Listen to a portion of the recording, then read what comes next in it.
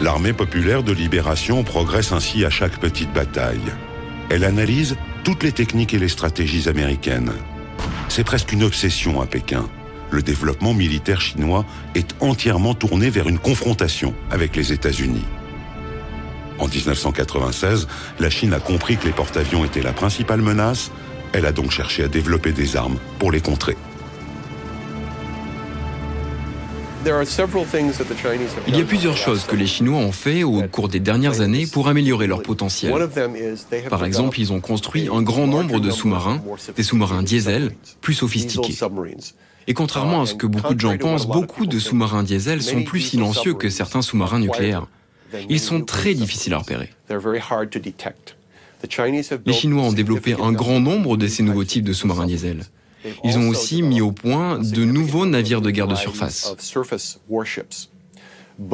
Ces deux compétences peuvent avoir des conséquences concrètes sur la situation taïwanaise. Et les Chinois ont aussi fait patrouiller des sous-marins dans certaines circonstances, bien au-delà de Taïwan. Ils les ont déployés autour de Guam, qui est maintenant en train de devenir une zone de présence militaire américaine accrue dans le Pacifique. Ils ont montré en faisant ça qu'ils ont la capacité de déployer des sous-marins en eau très profonde, très loin de leur base. Et c'est devenu une préoccupation pour n'importe quel commandant américain qui souhaite envoyer un groupe aéronaval près de Taïwan. Le 26 octobre dernier, notre porte-avions, le Kitty Hawk, était dans les environs d'Okinawa. Et tout d'un coup, on a vu émerger au milieu du groupe aéronaval un sous-marin chinois très moderne que personne n'avait vu ni détecté. Il a fait surface à quelques milles nautiques à peine du Kitty Hawk. Et on sait que ce sous-marin était équipé de torpilles très perfectionnées et que s'il l'avait voulu, il aurait pu nous couler notre porte-avions.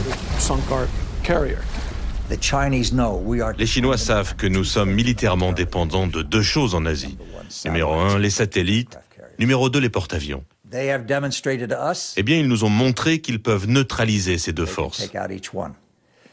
Est-ce qu'ils vont le faire ? Je n'y crois pas. C'est ce qu'on peut appeler une guerre psychologique.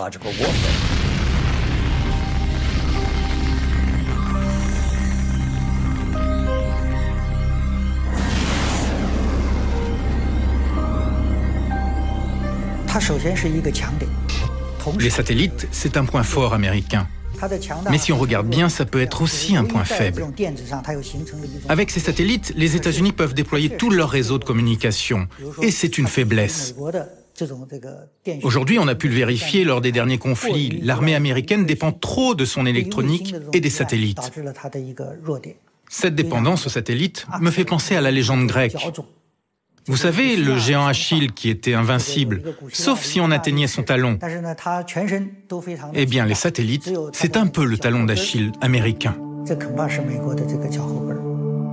Le 11 septembre 2006, l'armée populaire de libération envoie un missile détruire un de ses propres satellites.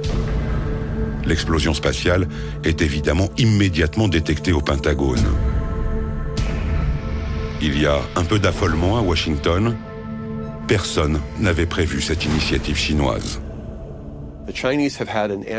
Les Chinois possèdent un programme anti-satellite depuis quelque temps maintenant. Il est tout d'abord conçu comme un élément de dissuasion envers les États-Unis et il est aussi destiné à compliquer les décisions américaines en cas de crise. Donc oui, je pense que le tir récent qui a mis hors service leur propre satellite était destiné à envoyer un signal aux États-Unis.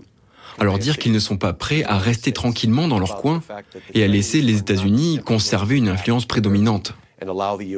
Ils vont essayer d'accroître leur force dans ce secteur, qui pèse lourd dans la balance, en menaçant ce qui est considéré comme un élément très sensible des outils de contrôle américains.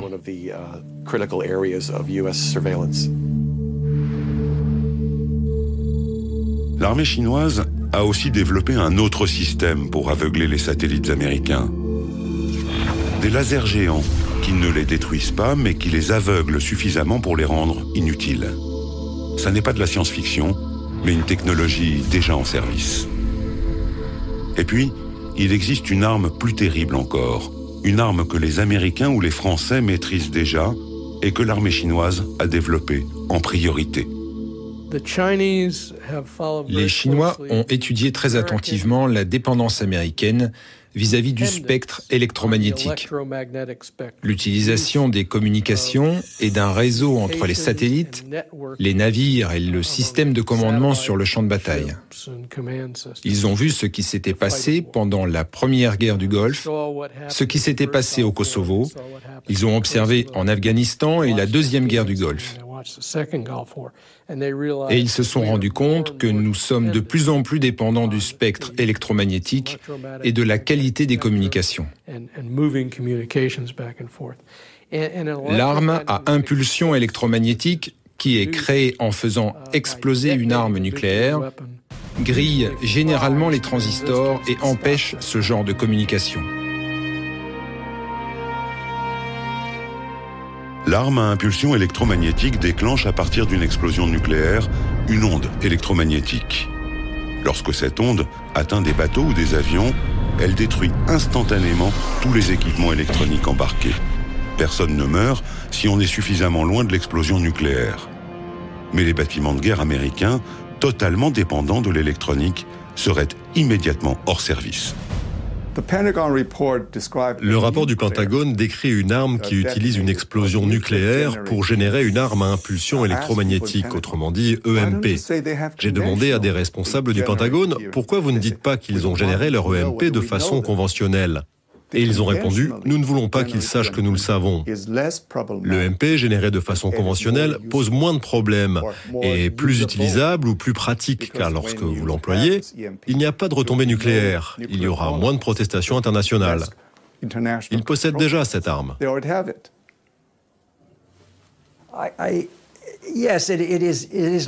Oui, c'est comme abattre un satellite, faire apparaître un sous-marin près d'un porte-avions, le crash de l'EP3 à Hainan. Ils nous disent, vous voyez, on parle de business là, vous devez faire attention à ce que l'on fait. Nous publions les hausses de notre budget militaire parce que l'on met en œuvre une défense forte contre vous.